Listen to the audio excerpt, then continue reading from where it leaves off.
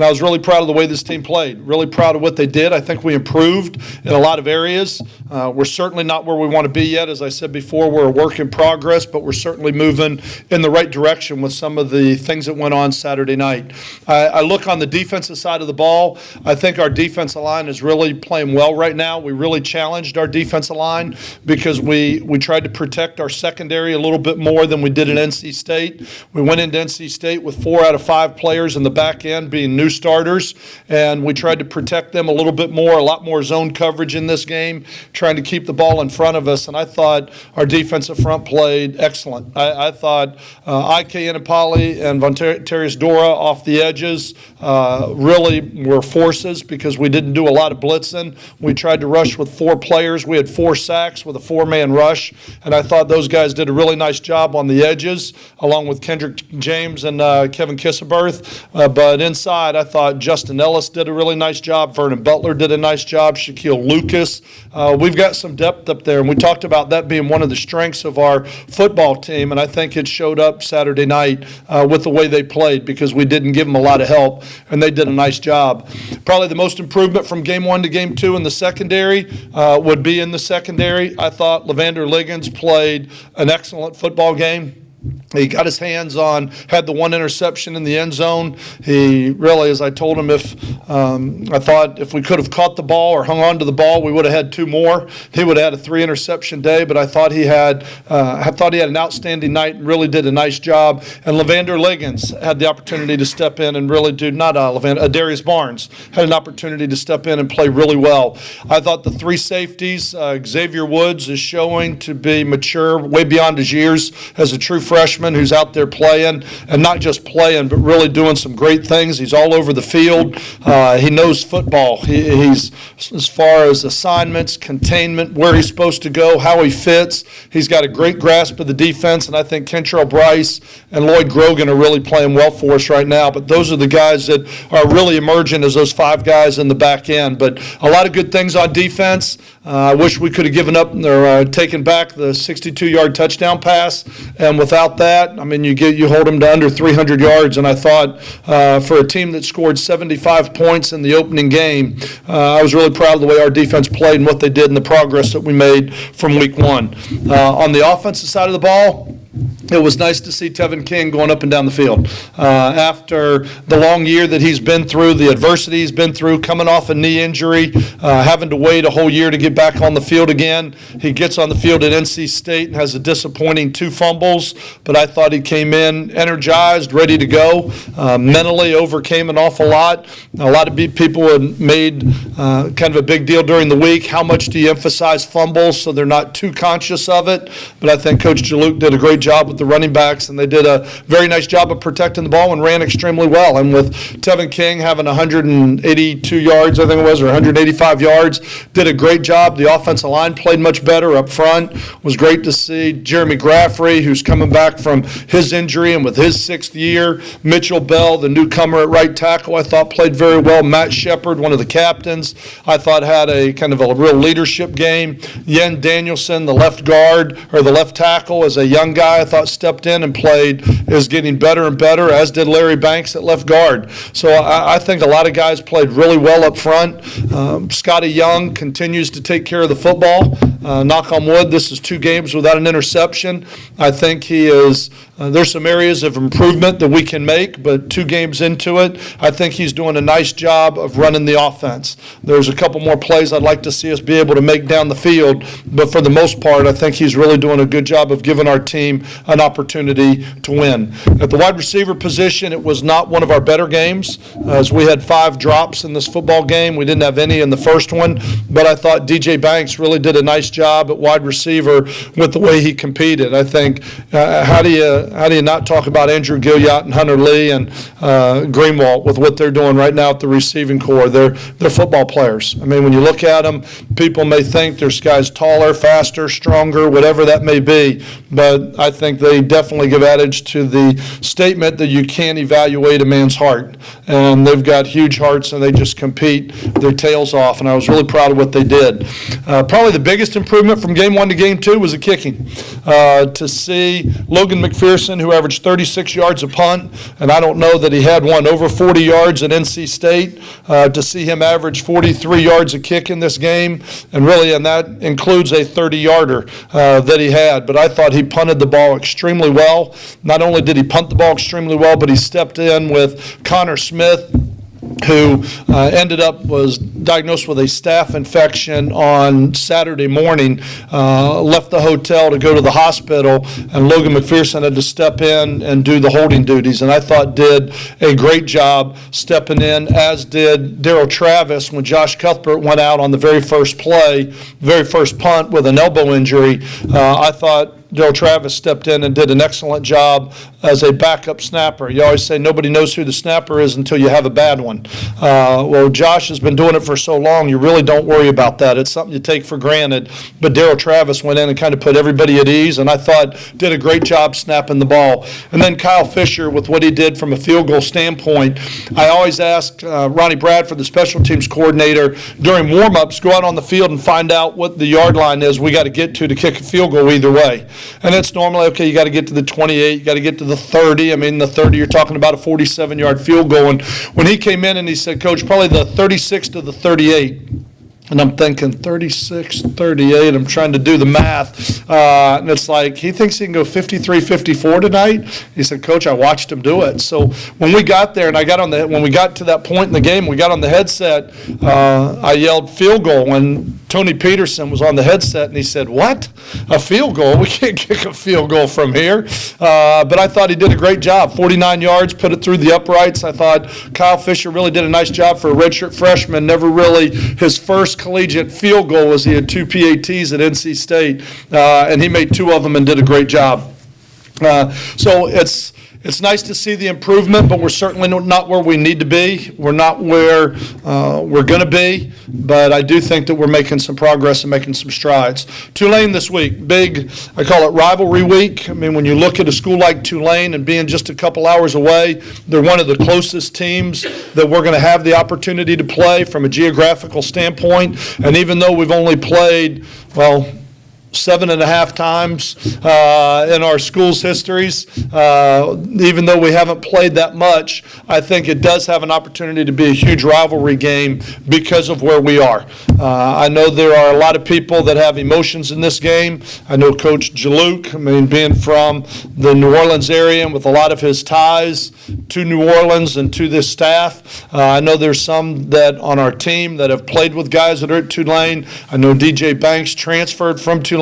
So there's a lot of relationships that are interwoven into this geographical rivalry that we have. So I'm excited to have the opportunity to play it, excited to play at home. Look at this Tulane team. They returned 8 starters on offense. Their quarterback's last name is Montana. Enough said with that. They've got a very explosive wide receiver. He had 14 catches for 178 yards last week alone. He has more catches than anybody else on our roster, and he did that in one football game. I think their offensive line is big, and they execute the running back situation by committee. They'll play 4 up to 5 running backs, and they give you a lot of different sets. They'll go from a pro-type 2 backs, pro-style offense, to no backs on the backfield and spread out. They'll play with tight ends, no tight ends, a lot of different personnel groups, a lot of things for our defense to get ready for in a short week. On the defensive side of the ball, they only returned 4 starters on it, but I think they've got 2 DBs. Their corners were both freshman all-conference players a year ago that are both back, that are very talented corners that give them the opportunity to lock up and play man coverage. Their free safety is their leading tackler, not because he's the last line of defense, but because he plays rolled up, downhill, and they're a very aggressive style of defensive play. A lot of pressure, movement. They're not a team that's going to sit still and let you know where they're going to be. They do a lot of movement, do a lot of different things, and I think they're getting better and better in their second year. They've got a defensive tackle who is a transfer from LSU. He was a 5-star recruit, very talented, big, strong, physical. This football team is definitely definitely going to look the part. And as a defense, they have 6 interceptions in 2 games, which is an awful lot. And when you look at us, we have 2 in 2 games, and they've created 6 interceptions in 2 games, which goes to speak the volume of confusion that they give you and aggressiveness that they bring. In talking about this game, I think, as we were talking about, somebody told me today that Louisiana Tech is the youngest team in the country. And when you look at the youth that we have on our team, I'm proud of the way that they have competed. But as I say, we're a work in progress. We can't take anything for granted. And being a short work week, this is going to have to be something we're going to have to wedge a lot into a little bit of time in order to get this done. But I think with this being our first Conference USA game and the excitement and energy for our fan base, our players, our coaches, our administration of having the opportunity to play in Conference USA, this is a game that a lot of people have had starred on their calendar, not just because it's Tulane, but because it does kick off our Conference USA, our first game in Conference USA as a conference game. And the second thing is we're 0-7 as a program against Tulane. I mean, when you look at it, that I think just having to be a conference game with a lot of the ties that go on between the 2 teams and knowing as a program that we've never beat Tulane creates an awful lot of incentive for our program and getting ready for this game. Excited it's going to be on national television Thursday night, Fox Sports 1, and also excited that we're going to have the opportunity to play it here at home in front of our student body and our fan base. So I encourage everybody to come out. It ought to be a great atmosphere, and it ought to be a great night. We're looking forward to it. What questions could I answer for anybody? Well, you mentioned that you liked that Scotty Young didn't turn the ball over, and you also mentioned that you wanted him to look down the field more. So what are you guys doing as a coaching staff in the next 2 or 3 days to say, here's what you need to do, here's what we like what you do, here's what we need you to do to take us to the next Well, being as young as we are, we have called games very conservatively. We have not asked Scotty to throw it way down the field an awful lot because it's one of those ones when you have a young quarterback, you want to get him started fast. You want to make sure you give him a couple completions, throwing a bubble screen, a little slip screen, give him some confidence before you ask his first experience being throwing the ball down the field and not having success. And I felt like it was really important for his confidence that he can have some success and confidence going into this football game. In this game, we'll start to open up the game plan a little bit more. We've got to stretch the ball down the field more often than we have to this point. But I feel like it's there. I think Tony Peterson has done a great job as the quarterback coach and the coordinator of putting him in a position to have success, and I think they're baby steps, and we've got to make sure that we take them accordingly. But hopefully, with this being the conference game, with everything on the line, when you get into conference games, it's definitely something we're going to have to open up more of. After NC State, you said he missed a couple of guys downfield. Mm-hmm. I went back and looked at the tape for Lamar. Did he do that again? Did he miss some open guys? Probably some reads. I'm not going to necessarily say, at NC State, he had DJ Banks open down the sideline on a double move. We just missed it. And then one of the reads, we had an opportunity to score a big play down the field. Didn't really have a lot of those at Lamar with what they did. Didn't have a lot of opportunities to throw it way down the field. But we just got to keep getting better with our reads. There was a couple third downs that he's throwing the ball into the flat where I felt like his read maybe took him a little more inside and gave us a better opportunity to get the first down. But it's one of those things that just, if you're unsure, you know what, you put it over there, put it in the easy completion, or as I've said before, I'm always open. Nobody ever covers me. So if you ever want to just throw the ball over there and say we have an opportunity to punt, that's not a bad play. So I think there were some reads where we can get a little bit better, but I give him a lot of credit for what he's done to this point in protecting the football. Tevin King's listed as an or on the running back position. Is that because of Kenneth's question mark because of his injury, and what's the latest on that? Kenneth Dixon came in, did not have a lot of swelling. I mean, this is where I talked about after the game. You don't know how it's going to swell, which is going to tell you a lot about maybe some of the internal injuries. And then we had to do you got to do the x-rays and the MRIs and everything else to see if there's a bone chip or something in there, if there's anything else going in there. But to this point, everything has been negative. We got the MRI today. We'll get the results a little bit later this afternoon. He will not practice this afternoon. He's had a knee brace, but not a lot of swelling. I would list him right now as questionable. I really don't know. I think in the next couple days, we'll learn a lot. We'll have a much better idea on whether or not he's going to be able to go out there and practice tomorrow and run around on it. With it being a short week, it's going to make it an awful lot harder. When you look at the hit on film, I mean, he's very fortunate that he's not in surgery with a 9-month rehab ahead of him. I think if he wasn't as strong as he was, I think that may have happened to him. But it was an ugly injury, but yet he's really come out of it. I've been really impressed with Kenneth's durability because he's so big and strong. And so I know if somebody can come back from it, it will be him. I know he wants to play. I know he's eager to play. But I think it'll give him a lot of comfort and peace of mind when we get that MRI result back and he knows that he's not doing damage to it by trying to push through it. After the game, Tevin talked about I asked him about his closeness with Kenneth and what it was like for him to see him go down and be able to play through it and play for Kenneth. What did you take away from Tevin's body language on the sideline after it happened? I didn't see him. I didn't see Tevin in particular when it happened. I saw Kenneth, that's what I was watching on the field. And, then he got up and he kind of jogged off, and I was trying to figure out, did he just take a helmet on the shin, on the kneecap? Is it a bad bruise? Was it the angle? Because I didn't have a great clip with it being on the far sideline. I saw it was a big hit. I just couldn't see what direction it kind of put pressure on his knee. So I didn't have a chance to see Tevin for that, but I was really proud of the way Tevin bounced back. I say bounced back not just from what happened to Kenneth Dixon, but from what happened to him a week ago, where he's been waiting for a year to get back in the football game, and he gets into it and he puts the ball on the ground twice. And he realizes and knows that if he puts the ball on the ground, he's not going to get the opportunity to carry it again. And I thought he went out there. He didn't play tight. He didn't play conservative. He played loose, and that's why I give Coach Chaluk and him both a lot of credit for how they overcame that adversity and how they handled it mentally. As a quarterback, how do you balance being conservative versus taking chances? Because you like that Scotty, does protect the football, does what he needs to do, but how do you balance that out versus taking chances and looking downfield? Well, and looking downfield doesn't necessarily mean take chances. I just think every quarterback needs to know there's a margin for error. For some people, it's got to be a margin for error that, with their accuracy, that if you could throw a grenade in the area and not hurt anybody, then you can throw it. There's others that have a lot tighter windows that they have the arm strength and the accuracy to be able to put it in there. So I think every quarterback has got to kind of identify, has got to find his range for what his margin for error is.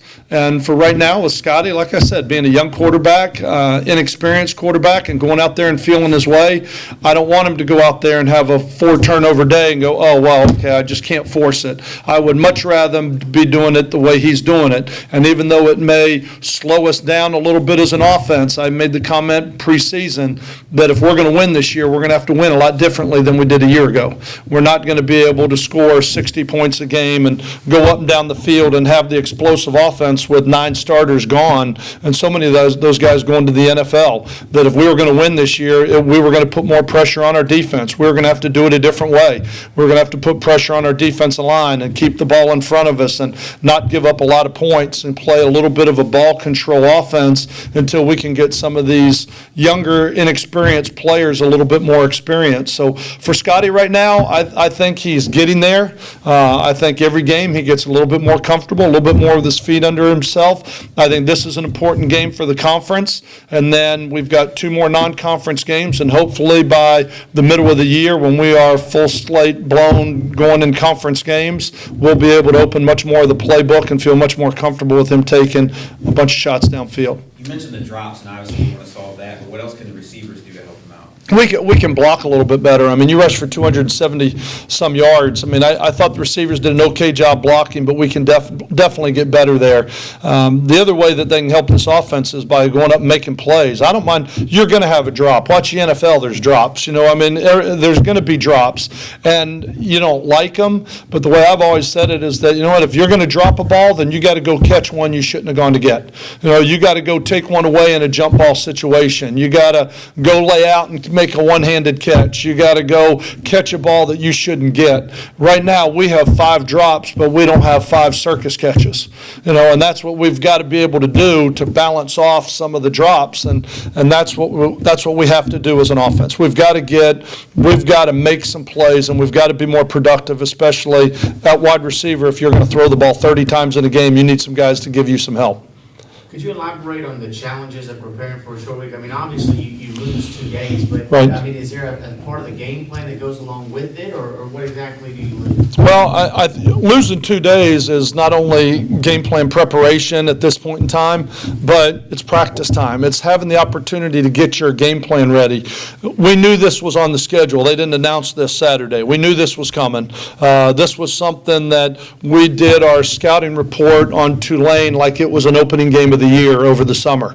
We took all the games from last year and broke them down, looked at their tendencies, did all that. We put an actual game plan together for this game. So Sunday, when we came in Sunday morning, it was pulling it out, and it was like, all right, here's Tulane's game plan. We've already got it done. Now let's watch their first 2 games and see what they've changed and see if we want to tweak it or change it in any way, shape, or form. So really, we've had the game plan. It's not so much that. It's being able to practice that game plan because you do miss 2 days. Typically, this is our team's day off, and we're back out there on the practice field, and we'll have pads on today. I mean, so there's going to be a quick turnaround. We've got to get out there. We've got to be careful that we've got to make sure that we give our players enough time to get the game plan down to be able to execute it, but we also got to make sure that we don't do too much. And if I'm going to do too much, I'd rather do too much early in the week than later in the week. So I know it's going to be a quick turnaround for our players, and we're asking a lot out of them, but we'll be able to take a little bit more off of them later in the week, just trying to polish it up. But that's why we're going to pads today.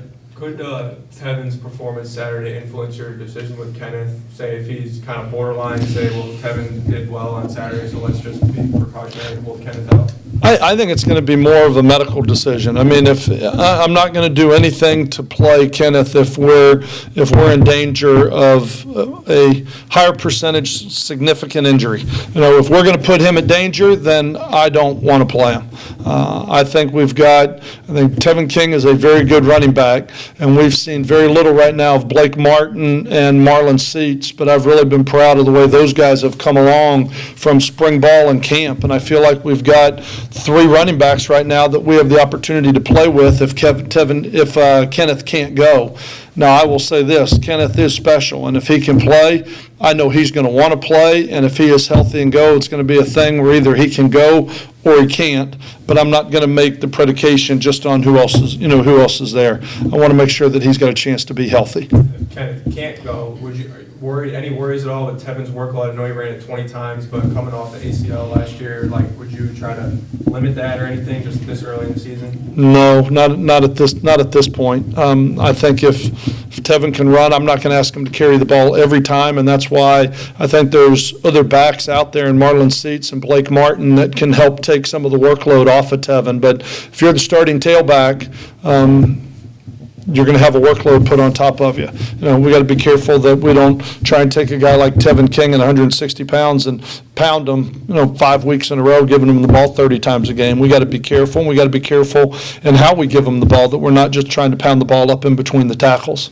You talked about opening the conference. I guess this being the first one, how important is it to put on a good show early in the season while the conference members are still kind of filling each other out? No, I think it's important. You play your non-conference games, in all honesty, to gain a little bit of experience, so you're playing your because the conference is really what it's all about. That's what you're playing for. You want a conference championship, and every team in Conference USA has got those conference games highlighted, and they're a little bit different. We want to win the non-conference games, but those conference games, they've got a residual effect on them in that they carry every week with you. The non-conference game will go on your win and loss record, but it doesn't have anything to do with the conference champion. And so for us right now, it is a game that starred. We want to play well. I'm glad we've had 2 games that we didn't start the season with a conference opener. It wouldn't bother me if we had 2 more conference games before we had to play this with all the youth that we have or inexperience that we have, but this is what we have. And so I think our players are excited, and I'm excited to get out there on the field. It's a little bit different pep in everybody's step this week, is how it always works when you have the opportunity to play a conference game. Coach, when you look at Tulane's offensive line, they've given up some sacks this season. With your strengths being your defensive line, is that something that you have to circle and feel good about? There's a lot of ways to neutralize the defensive line, and I thought, really, Lamar, and we talked about it earlier in the week, they're going to throw the ball quick, throw the bubbles, quick game, get it out of his hands, throw a lot of screens, things where every one of your offensive linemen can get a minus. And the D lineman can come through and the quarterback has a chance to get rid of it and you can still make yards. And so I'm sure that they're going to have a lot of that in their game plan. It's kind of like when you're good at kickoff return, they don't ever kick it to you anymore. They pooch everything, and so then you got to adjust to that. And that's one of the things that we're going to have to get ready for all year, because people are going to put on their film and they're going to go, you know what, their defensive line is pretty talented. Let's make sure we have a plan in place that if we're struggling blocking them, we can go to some things where we don't have to block them. And that's where I think Kim Dameron and Coach Egan and the defensive staff have to do a great job game planning and calling the game to make sure that we're covering things down and trying to take a lot of those quick throws away from them where they have to hold it and throw the ball down the field, giving our defense line a chance to get back into the game. Last question for Sean. Third down defense was good again. Yes. 3 or 14, what have you seen that's been working so well for those guys? You know, we played a lot more zone in this game, and I talked about 4 of the 5 guys in the secondary are new. And at NC State, with their running game and tight ends and wings, we had to kind of load the box and put our young secondary on an island, and I think it really showed up. In this game, we really tried to protect our secondary much more and kind of keep the ball in front of us. And I thought the emergence of the D-line, 4 sacks without any pressure, 4 sacks rushing 4 people is a huge advantage when you can do something like that. And I think all that goes into third down. I mean, it all goes into third down. Our staff did a great job with the third down calls, and I thought our defense did a great job of going out and executing them and making some plays on third down. All right. We've got the radio show at the Doghouse tonight, and tonight we have walk-on tryouts. So hopefully we can, somebody asked me about that a week ago, hopefully we're going to have the opportunity to add a number of players to create a little bit more depth on our football team as well. So we'll be able to announce those probably by the end of the week. So appreciate y'all being here. Look forward to this week. Thank you.